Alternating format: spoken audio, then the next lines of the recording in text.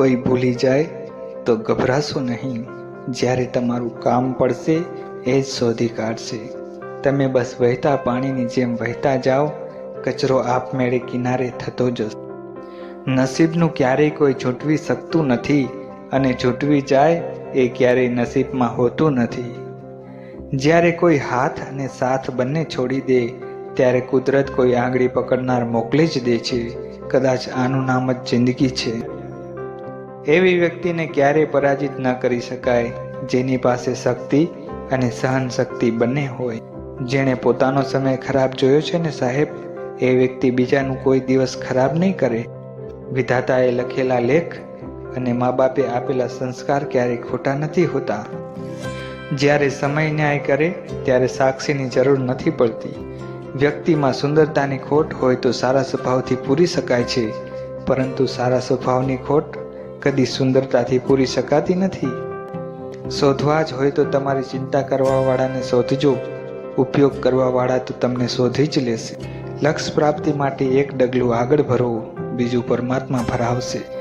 તમારો પ્રિય મિત્ર બીજી જ્ઞાતિનો હશે અને તમારો મોટો શત્રુ તમારી જ જ્ઞાતિનો હશે. તમારી ખુશીઓમાં એ લોકો હાજર હોય છે જે તમને ગમતા હોય છે, પણ તમારા દુઃખમાં એ લોકો હાજર હોય છે જેને તમે ગમો છો.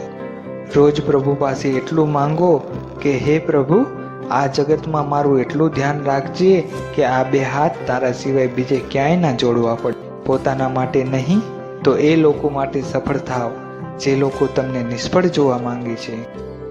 સમજદાર વ્યક્તિ જ્યારે સંબંધ નિભાવવાનું બંધ કરે ત્યારે સમજી લેવું કે એની લાગણીને ઠેસ પહોંચી છે. સંબંધમાં સામેવાળા વ્યક્તિની દુઃખની નસની ખબર હોવા છતાં ક્યારેય એનો ફાયદો ના ઉઠાવવો એ જ સાચી લાગણી. પોતાની ઓળખાણ બતાવવા સમય બરબાદ ના કરો. મહેનત કરો, સમય ખુદ તમારી ઓળખાણ બીજાને બતાવશે.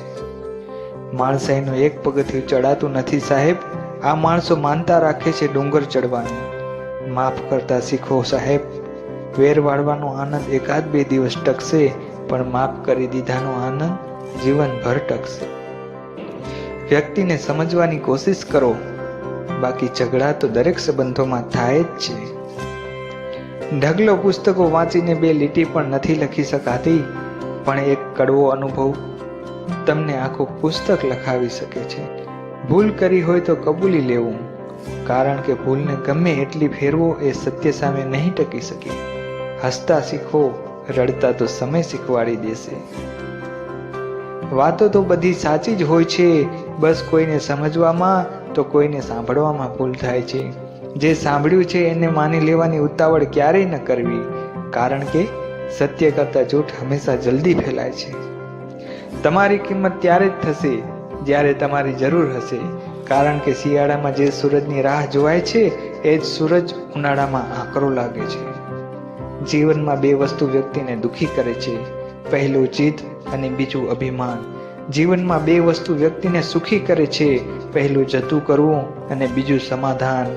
જગતમાં બે વસ્તુ મુહૂર્ત વગર થાય છે, માણસનો જન્મ અને માણસનું મૃત્યુ. જિંદગીની સૌથી સુંદર ભેટ કોઈ આપણને સાચા હૃદયથી યાદ કરતું હોય.